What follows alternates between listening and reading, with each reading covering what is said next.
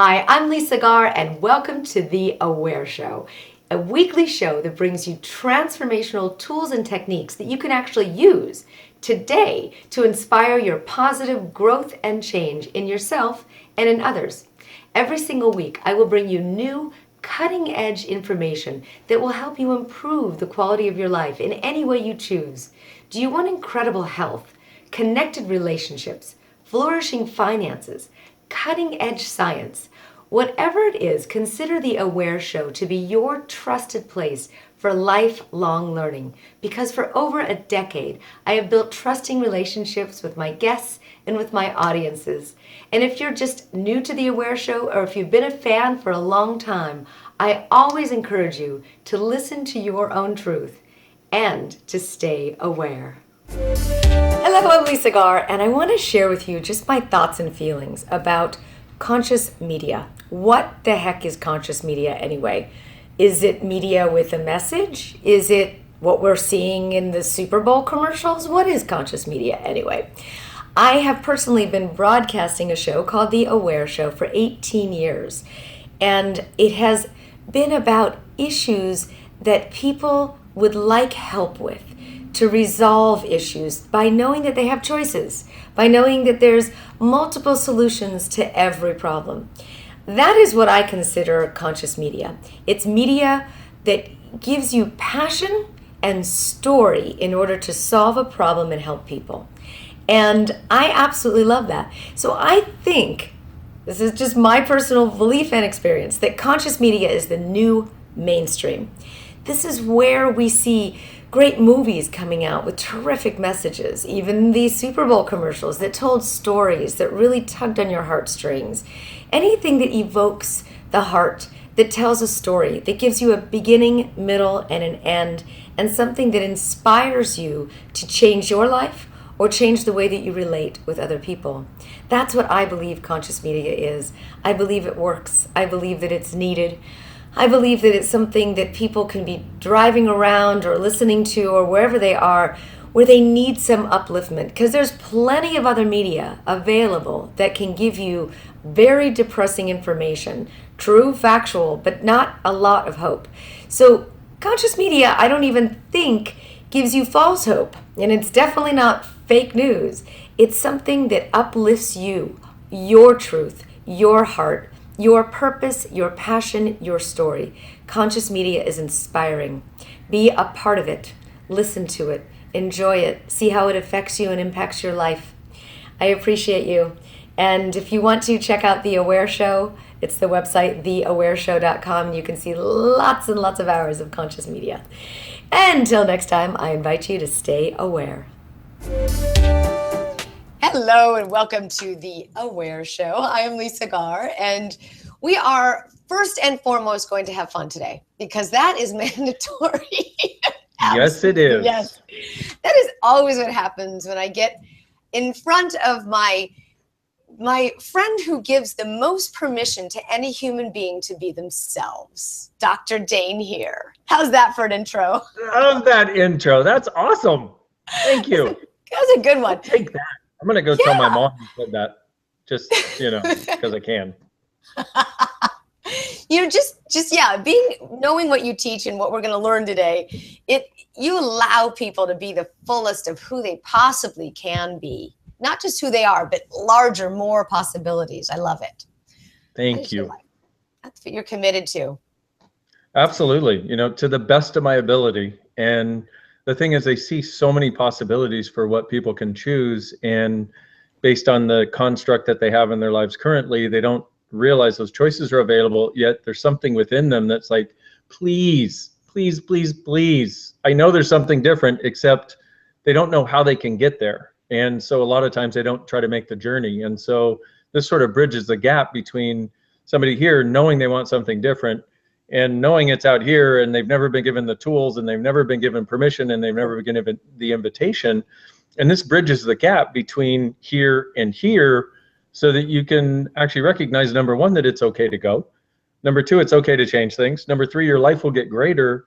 And number four, the tools to actually make that happen. Because I think what most of us are missing in our lives is the tools to create actual change in our lives.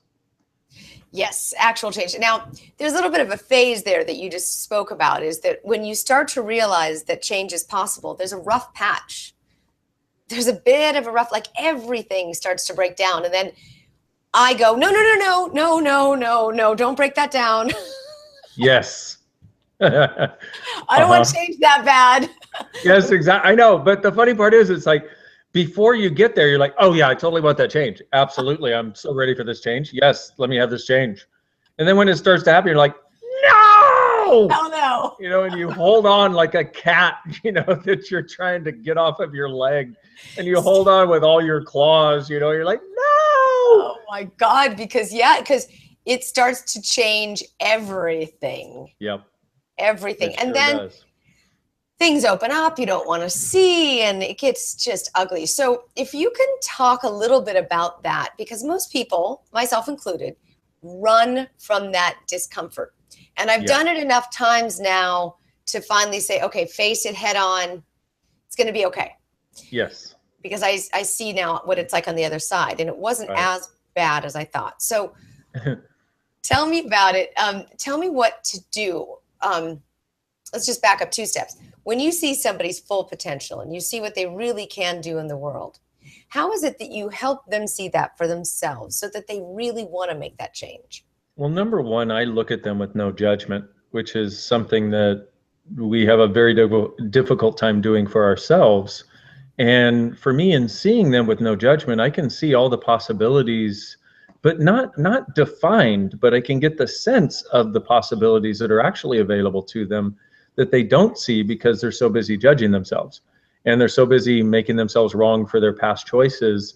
So what it does is, if you, this 1-2 punch of judgment and making yourself wrong for past choices, creates a place where you don't want to take a step into something different, because you've got this point of view that I've done so many bad and wrong things in the past that haven't worked out, so I'm not going to venture forward into something different. And what I do is I step in as a source of non-judgment, a source of acknowledgement of the being that's there, not just the mind and not just the person that they've tried to turn themselves into to try to fit into this world that we live in, or to try to fit into somebody else's reality or somebody else's box. But I see the person that actually exists beyond the box. And so everything I do when I work with people, to the best of my ability, is number one, obliterate the box. And number two, as the box goes away, now you're no longer in prison. What would you like to choose? I mean, because if you look at it, most people in their lives, it's very much like a death row inmate. You know, it's like they're there and they know they're going to die in this box. And for so many of us, the seekers of the world, that sucks. You know, that's just not a place to be. And so the start of that is, number one, acknowledging the box, acknowledging that there's this weird invisible fence we've created, and recognizing it. Number two then is changing it so it's not there. But then number three, now that the box is going away, now what? Now, how do you have the tools to actually create something different than just another box whose walls are just a little bit bigger than the last one? And that's what I'm interested in, because we all live on this planet together. And, you know, the more people that actually get out of their boxes, that get out of the judgment of them, that get out of creating these small postage stamp lives, the greater it is for every one of us, because they start to contribute to creating a different possibility for all of us. Yes, yes. And I guess I could see that more now than I could before. I understood it contextually, but are there certain stages that you have to go through in order to really get that? Yeah. Well, that you have to go through, no. Are there certain stages most people go through? Yes. Yes. And there's certain people, and this is what screws a lot of people up, I think. There's certain people that start here. They're like, oh my God, I'm in a box. Forget the box. Forget all the boxes that I've created. I'm done with these boxes. And they go, pfft. And they don't go through any of that. And they're just willing to create something different. And yet about 90% of people, or 90+% of people, yeah, there are stages that people have to go through. But I think the first part is recognizing that you're basically in a box. And it's a box of your own creation, though. See, the difficulty is, and the thing that really sticks us dynamically, is we blame our life circumstances for the box. We blame our family for the box. We blame our parents. We blame Well, we just blame, period. We blame someone or something. And the difficulty with that is not that it's wrong, like, well, you're not wrong for doing that. It's just, it doesn't work because you're the only one who has enough power to stop you. And so until you get that, until you go, okay, I created this for a reason. Like, for example, in working with somebody who is in a relationship that's not working, or where the partner is being unkind, or, downright abusive, it still has a similar thing where if you can recognize and you look at it and you go, okay, so you're staying in this relationship, why? Or you created this relationship for what reason? They go, well, because I wanted them to know that somebody loved them. Cool.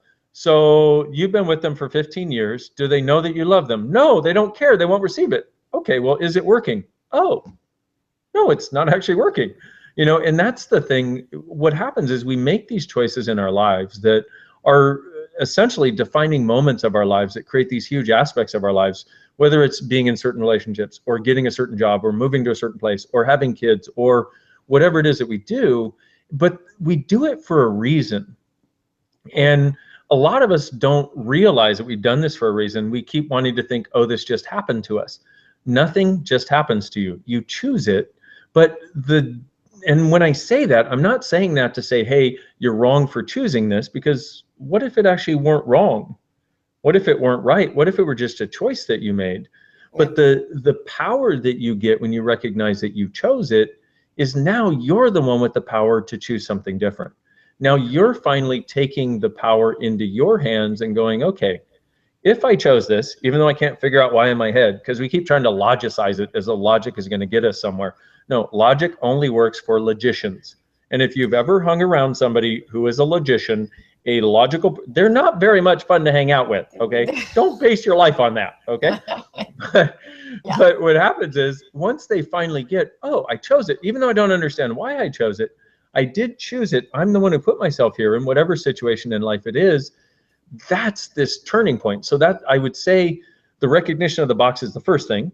And then the awareness of having chosen whatever those parts of the box are is the second thing. Because now if you are willing to go, okay, I chose this, I don't know why, I don't have to know why, but once you recognize you chose it, or at least contributed to creating it, even if you didn't choose every aspect of it, you didn't choose the furniture in your particular jail cell, even if you get that awareness that you chose it, though, that's the beginning of being able to change it, because now it's within your choice, it's within your purview. And now if you chose that, well, okay, then you're the one with the power to unchoose it or choose something different. Yes. And then that's so much right there. But the lack of judgment on yourself really allows you to move a little bit faster through this process. Yes. And yeah, rather than why did I do that? Or I'm so stupid and all those things that go with it.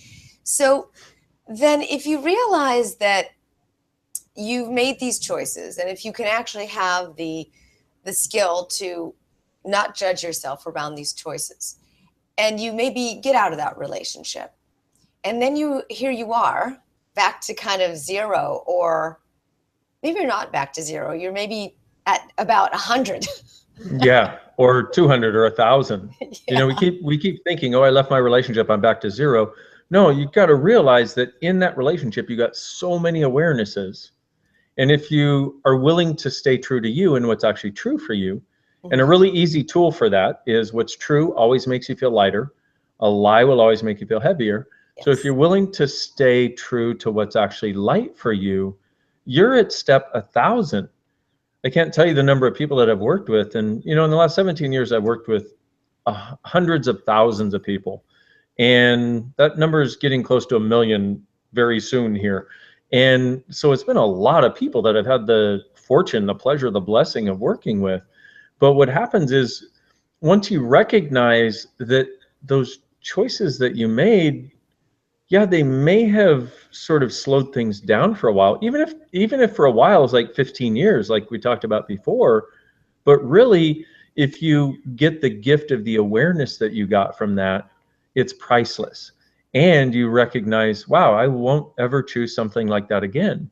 And some of us, so many of the things that we think are limitations, from my point of view, are actually the strongness and the greatness of us. My point of view is, what if everything you thought was a wrongness of you is actually a strongness of you? So being in that relationship where you stayed for 15 years, even though you were done probably within the first 5 months or something, is part of the strongness of you, because you saw something where somebody could have a different choice and you stuck it out. And it wasn't until you finally realized there's no way in the world they're ever choosing something different. Now I'm gone. But doing that gives you an awareness of you. It gives you an awareness of the caring that you have, gives you an awareness of the potency you have. But it also, if you look at what got you in the relationship and the aspects of the relationship, it also shows you exactly what you don't want in your future, which is priceless, to have that information and that awareness. So rather than judging ourselves for the choices we made in the past, what if we were grateful for the information that we got? Because you've got a choice. You can either be in judgment or you can be in gratitude. And if you're in judgment, the gratitude is going to be hard to come by. If you're in gratitude, the judgment disappears. And if you can be grateful for every choice you've made, then you have a totally different choice for the future, because you're no longer holding on to how you were bad and wrong for choosing this. You realize, wow, there was something I got out of it. There was some gift that was in there for me, and maybe a lot of gifts that were in there for you. And then it's like, what would I like to create as my future, which is where we need to get to if we're going to create something different. Yeah, it could really shorten your amount of time to grow. Yes. A lot of there's a whole program that Dain has. I mean, he's put together a lot of great programs. This is one that is a great kind of introductory program, but yet at the same time, it's for people who are very advanced at this work. It's called Access Consciousness, is the name of the body of work that Dain has co-founded. And it is also, this particular program is called Rediscovering and Reinventing You. And it's about getting really clear about some of the things that Dain was just talking about on what is you, and gives you tools to really recognize, to shatter that box around you and look at what you have created and what you've learned. And then it kind of helps you accelerate through that process, because yes, when you realize that you've been in a box, and then when you get rid of the box, then there's this whole now what thing. And you could either revert back to the box if you don't have some certain tools around it, right? Yeah, and that's exactly what it is. It's like because that box feels so comfortable, and this is the thing, is that so many people would rather have, the demon they know rather than the possibility they don't know, thinking it will somehow work out worse. But I haven't seen that in 17 years of working with people. It's amazing to see that when people finally go, okay, I realize this was comfortable. I realize it in a certain sense defined me. And, we have all kinds of reasons for what we choose, but there is a reason for what you choose. You don't just do it blindly. And this is what I would love people to get. You're not wrong for what you chose. And there is a reason for what you chose. Now, if you look at it and go, is it actually working for me? Is it creating the result I would like? And if not, what else can I choose and what else can I create? And I've seen some people, one lady that came to a class I was facilitating recently in India. And if I'm sure probably a lot of you watching are not Indian and probably know, a little bit or maybe nothing about the culture. But in Indian culture, it's like if you're an unmarried woman, you have very little value based on traditional culture. And this woman would come to me and say, Dain, tell me what I need to choose. Dain, tell me what I need to do. I said, sweetie, what would you like to choose? What would you like to do? And this went on for about 2.5 years. And I would keep saying, hey, I know you have different choices. Will you explore those, please? Because she, in Indian culture, gurus and, things like that have been there for thousands of years. And I'd say, I'm sorry, I'm not your guru, but I am a facilitator. I know you can do this. And she'd be like, damn it, give me an answer. And I'd be like, sorry, that's not my job. My job is to help you find your answers or your questions that might work better than your answers. Yeah. And so finally, I saw her about 2 months ago. I was facilitating an advanced access class there. And she did a very similar thing. And she said, look, I want to have a session with you because I know that you can give me the answers that I have been missing. And I will do this one last time because I sent her a message back saying, please don't. I said, really? You doing a session with me at this point would be wasting your money. I said, until you get that your life is your choice and that you can choose to change it, Whether I'm here or not, it's not going to create any change for you. And 3 days later, she sent me a message and said, thank you so much. That is the most empowering message I have ever received. She said, I no longer require the session. I will actually be at the class, but I no longer require the session. She said, I don't know what it is and what you said or all the tools that I've been using, but I'm finally willing to choose my life now.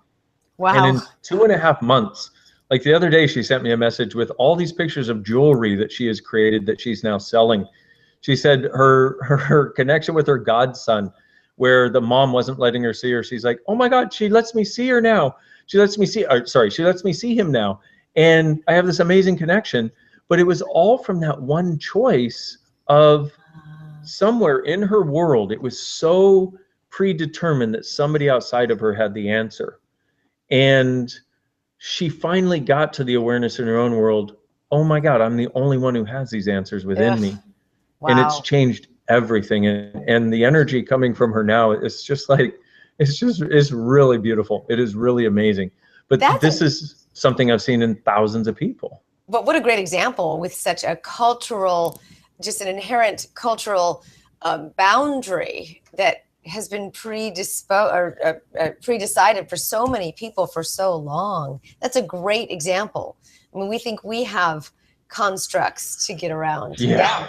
I know, isn't it interesting? It's like, you look at us in whatever part of the Western world we're in, whether it's the US, Canada, these parts of the world, and we look and we go, oh my God, I've got it so tough. You have no idea how tough I've got it. I'm like, go to friggin' India. Yeah. Live there for a few thousand years and then tell me you got it tough about climbing out of a box, Yes, yes. And these are the things that inspire me, though, to see somebody like that who truly did not have a sense that she had any value and didn't have a sense that she had any value, especially if she was not married to a man in the appropriate time at the, in the right way and all, and who's actually going, wow, I never realized it, but I have value. And I got to say, if somebody in India that's lived that life can do it, what the hell are the rest of us waiting for? Well, that's a beautiful story. And also about the value that we create. So when you wind up getting rid of the box and you realize you have this you-ness, there's a big piece in there where I get a lot of phone calls like this on my radio show, is that I'm between careers. What's my next career, where they've gotten a certain amount and then it goes to neutral for a while. Yeah. Yeah. And the thing about that is the difficulty is one of the things I've found in doing this work around the world. And when I say around the world, I mean literally around the world in the last 17 years. Yeah. My travel schedule more than most people. Several times around the world. Yeah. Around the world many times in a year. Let's put it that way. Yeah. But one of the things that I've seen is that we just don't have the tools because what happens is we have so many ideas of the way it's supposed to look. We have so many feelings about how it's supposed to feel when something is right, but they're not accurate. They're totally erroneous, but we keep using them because they work one time out of 10,000. So we go, oh, it must be true. Except, so we're missing actually most of what could be instituted, most of what we could choose with ease and what we could change with ease that would shorten that period from, months or weeks or days or whatever to moments. So to where we go, okay, I'd like to make a different choice. And we go, okay, cool. And we leap. And then, but the leap has to occur in the sense of what's true always makes you lighter. A lie always makes you heavier. And so it always occurs if you make the leap from lightness, not from reaction. A lot of people leap and they're like, well, I'm quitting because I hate you. That doesn't have very much lightness to it. You know what I mean? That's a lot of reaction to it. Yeah. But there's this different choice. You can have the same situation occur and go, oh, wow, these people don't get me. They totally dishonor me. They don't really like me. They don't really value me. They're not really getting what I'm getting. And then you make a choice based on, oh, it's actually lighter to not be here anymore. That's not a resistant and reactive choice anymore. That's a creative choice. And so what I'm interested in is getting people to creative choices and getting people to the place where they can actually use their capacities to create their lives, not resisting the monster over here and running that way because of it. Yeah, an away from type of motivation. You know, Yeah. you have, with Access, you have created it pretty much from nothing. You and Gary have really broken the mold in terms of a business model. True story. Yes. So I'd love to know what enables you to do that. What ticks in you that just blows the boundaries off of everything, and you've accelerated around the world with incredible success. You've had, taught millions of people, and it's just the doors fly open for you. And that's an intention, isn't it? It is even more than an intention, because Yeah. one of the things I found about intention, which I know it has its own place, but one of the things I found about intention is it's a desire to overcome the roadblock that you've already decided exists. And so for me, it's like I don't decide anything, any roadblock actually exists. Okay. And so when I talk about that, and I know a lot of people use the word intention, and I get it, and it's like it goes in a sense even beyond that. It's like I'm not looking to try to do anything the way anybody else has ever done it, and neither is my business partner Gary. And a lot of this I actually learned from him, because I was trying to do everything the way everybody else did. I would go to the latest email marketing and find out how to send out autoresponders, and I would go to the latest blah blah blah blah, and they never worked. They never worked for us. They never ever ever ever ever ever ever ever ever ever worked. And I have personally spent hundreds of thousands of dollars on consultants that did not work, because they came in and tried to put Access into a box. Right. Rather than looking at what we were already doing that was unique and phenomenal and wonderful and amazing, and expand on that. And none of them were capable of it. Now, I say that, and the reason I'm saying that is because look at how many of us out there in the world, and those of you watching and listening might be in this box where you keep thinking somebody knows something you don't know, that if you knew it would actually create what you want to create. But what if what's required is acknowledging what it is that you do know, that nobody else gets, that is uniquely your gift and your way of interacting with people, your way of interacting with business, your way of interacting with your family, your way of interacting with everyone and everything, that if you acknowledged it would change everything. And so really the way we've created this around the world at this point is by not buying anybody else's point of view. And every time we've tried, whether it was an outside consultant or some other thing that everybody else was doing, and we tried it, it's like it failed miserably. And I think it was the universe going, dumb, you have something else to offer. Get offering what you have to offer. Don't try to package it in everybody else's box, which is, once again, we come back to that box conversation. And so I'm saying that because the success for the seekers of the world comes from their difference, not from their sameness, and not from trying to be like other people, not from trying to do it like somebody else, not by trying to make yourself sound like somebody else. That doesn't work, because it's not authentic. It's not unique for you. And that applies in family. It applies in business. It applies in marketing. It applies in trying to get your service out there to the world. It applies in your relationships, all of that. The gift of you is your uniqueness, not your ability to mimic somebody else and how they do it. And, and one of the greatest things in marketing that's out there is find somebody and mimic them. And it's like, God, it's already been done. Stop. Exactly. Yes. But having said that, the thing that I will say or speak to that, see, because in most of what I found is there's part that's true, which makes you feel lighter. And then there's this whole other part that's a lie that makes you feel heavier. But because there's this part that's true, you look at it and go, oh, cool, it must be true. No, you want to look out for the part that makes you feel really heavy too, and recognize, don't do that part, okay? And whether it's a book or, it's like I used to have 5 books at a time that I was reading all the time. And once I got this tool that what's true makes you feel lighter, a lie makes you heavier, what I did was I would read the sentences, and in one sentence there would be this part that was so light, and then they would attach their conclusion and their point of view, and it would be totally heavy. And after trying to read about 3 books, deciphering the lightness and not taking on the heaviness, I was like, I'm done. And I literally stopped reading books for years, because it was such a it wasn't just light. It was like light and heavy, light and heavy. And it was light where they'd have this amazing awareness, and then they would attach their conclusion or their point of view about their awareness or the significance about it. And the reason I'm bringing that up is because a lot of people in the world don't realize that what's true makes you light, a lie makes you heavy. And so whatever you're looking at, don't take anybody else's answer, don't mimic anybody else, but there are parts of what they're doing that will make you lighter, parts of what they're doing or saying that will make you heavier. Take only the parts that make you lighter and do those.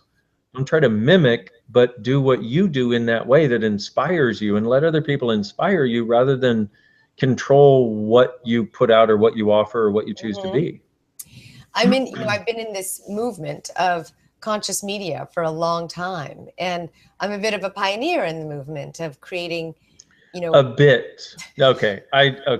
I just got to say to everybody watching and listening, I'm sure you probably know this, but a bit of a pioneer? Are you kidding? You single-handedly created telesummits as a valuable product, okay? And everywhere you go that you choose to create, a new movement gets created. So yeah. I'm just saying, yeah, you're a bit of a pioneer. I am finally getting this, Dain, that I am. Yay! Yeah. And I'm really excited because I've been invited to speak at this huge thing called Worlds, and it's a big, huge conglomerate of change makers. It's about changing. It's media influencers and so forth that are changing the world. And I love that. I have a lot of conversations with my friends and guides out there on my mountain bike. Most of my I know the feeling. Yes. Communication comes out there. And I've, I'm talking to you and I'm asking a lot of questions about creating something from nothing and breaking the boundaries open. And I don't see that there's a mainstream anymore. I just see that everything's the same, and that we are all the mainstream. There's nothing separate from us. And everyone's having the same conversation. It's just couching it in a certain way or putting it in a certain platform or calling it something. But it's all about it's all about consciousness. And consciousness is not some whacked out weirdo term, as you know, because you're talking about accessing consciousness all the time. And so I'm just kind of curious about your perspective on how you take something like consciousness, this great term that you have in your access consciousness and your name of your whatever entity, and explain it to people so that it is boundaryless, Dain, so that it is mainstream, so that it is our world. You know what I'm saying? Well, yeah, absolutely. So let me first start with one of the things we have in access consciousness is a definition of consciousness, which isn't a definition, but it's an acknowledgement of what it is. It's where everything exists and nothing is judged. Okay. So it's where you get to be everything you are and never have to have another moment of judgment again. And when you don't judge, you don't separate. And when you don't judge, you don't limit your receiving anymore. And when you don't judge, right and wrong no longer limits your life. But what will this choice create starts to contribute to your life and direct your life. And that's really what it's about. And let me also say, it's like, for me, it's like I know it sounds weird because you would think that my biggest desire would be to be mainstream. I have no desire to be mainstream. Right. And there was a lady who wrote an article that was brilliant, actually, in the Huffington Post. Consciousness is the new mainstream. And she gave some brilliant examples of the movement from spirituality to consciousness and how that is actually creating inroads in the world in all kinds of places. Because the thing about consciousness is it just works better. I mean, it's really pragmatic, it just works better. My friend Gary was at a conference on consciousness and business, and the people in the panel, he was in the audience, and the people in the panel were asked this question from somebody in the audience. Well, why would you want consciousness and business, right? And they hummed and hawed for about 15 minutes, and finally he raises his hand. He says, "Can I answer this question? I think I may have an appropriate answer here." And they said, "Yes, please." They were happy to be off the hot seat. And he said, "Well, I do this consciousness work called access consciousness. And what I've noticed is it just makes things work better. People are sick less, they're more productive, they're in less judgment, they're in less conclusion, they see more possibilities than other people see, and they have a better time, and they lighten the workplace, and productivity goes up through the roof, and they're hardly ever sick. And they were like, oh, wow, that's a great idea. I didn't realize you could get that from consciousness, you know? Yeah, that's interesting. But that's what I see in people's lives. It's like, as the level of lightness in your life goes up, and as you even get, I mean, here's the thing is, you know, we have probably 8,000 tools in Access Consciousness at this point, if not more. Yeah. But, you know, there's probably 10 or 15 that are with you all the time that you can use. But what it does, it takes, when you're, the whole point about it all, you know, because we can talk about Access Consciousness and the organization and coming to classes and, you know, the things that we do with, you know, people with PTSD and literally change it in a very short, like hours. People who have depression, change it in an hour, and ongoing after that. But it's like, we could talk about that, but really what it's about is living your friggin' life. Like, when you wake up in the morning, are you happy? Do you have a sense of fulfillment? Are you grateful to be alive? Do you know you can change what isn't working? Do you know that it doesn't have to, even if things aren't working, it doesn't have to destroy you? Do you have a sense of being able to create what you want? Do you have the tools to do it? It's really about living our lives. It's not this esoteric, strange concept where one day I will be conscious and I will no longer have a body and I will be in the ethers. And okay, here's the thing. We have bodies here. We should enjoy them. It's like, enjoy your body, enjoy your life, have way more fun than anybody's supposed to, and know that you can change anything. It doesn't have to be made significant. And there you go, consciousness. It's like, and to work so bloody hard in the process. Enjoy. I know. Exactly. And the money will come. Yeah. Well, but that's what this the thing. program is about. There's a part here in this program which I love. It's the rediscovering and reinventing you, and there's different parts in the program. One of them is I'll find it. Rediscovering the ease of receiving money, and that's a whole other topic. So you have to go there for that. The website is theawareshow.com/Dain Heer. Hey. Dain Heer. Spelled weird, like my name. His whole name, Dain Heer, Heer. And you'll be able to look at the program there. And if this interview just made you feel lighter, gave you more expansion, felt more possibilities in your body, helped you maybe look back towards the beginning of the interview when you look different then, maybe you look different now, that's kind of a cool thing, then this resonates with you.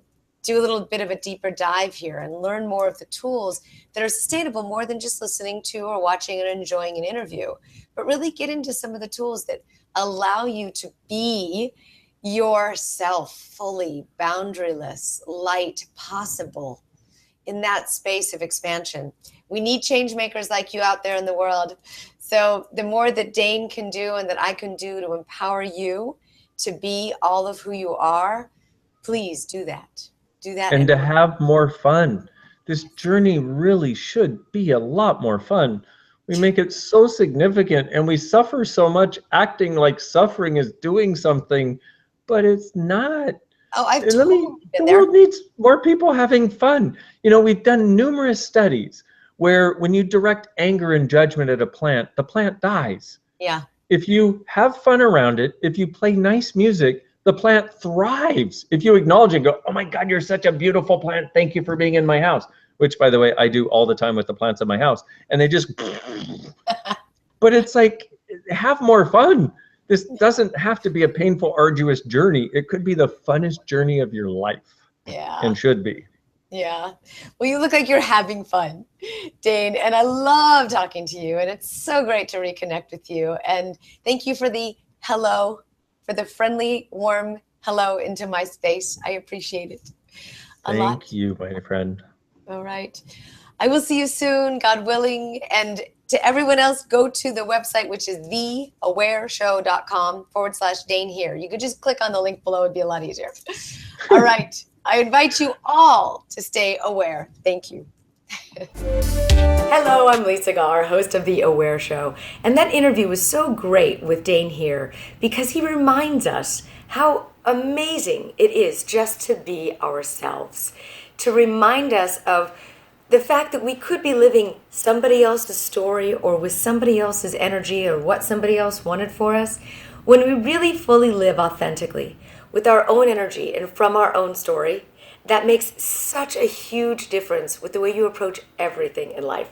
So I just want to encourage you to remember that, to be you, because everybody else is taken, and we've heard that several times before, but to really be yourself in everything that you do, to truly authentically connect with who you are, your essence, gives you so much more personal freedom, and it's so much more fun to be yourself.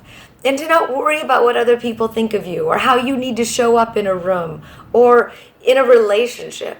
Just truly being the essence of who you are in a kind and loving and wonderful space gives you so much freedom to be lighter and to feel lighter in your world. And it allows you to also live your life from a going forward position rather than fear, which is a going away from, backwards position. Moving towards life with gusto and with gumph and whatever those words are, but just have fun with it. So I really want to encourage you to listen to the interview again if you get a chance. And as always, to stay aware. Thank you so much for watching this episode of The Aware Show. Please leave a comment below and let me know what you think. And also, please subscribe to my YouTube channel, and I will give you some of my favorite bonus gifts. So if you want to subscribe also to my newsletter, you can find the link in the description below. Thank you so much, and until next time, I invite you to stay aware.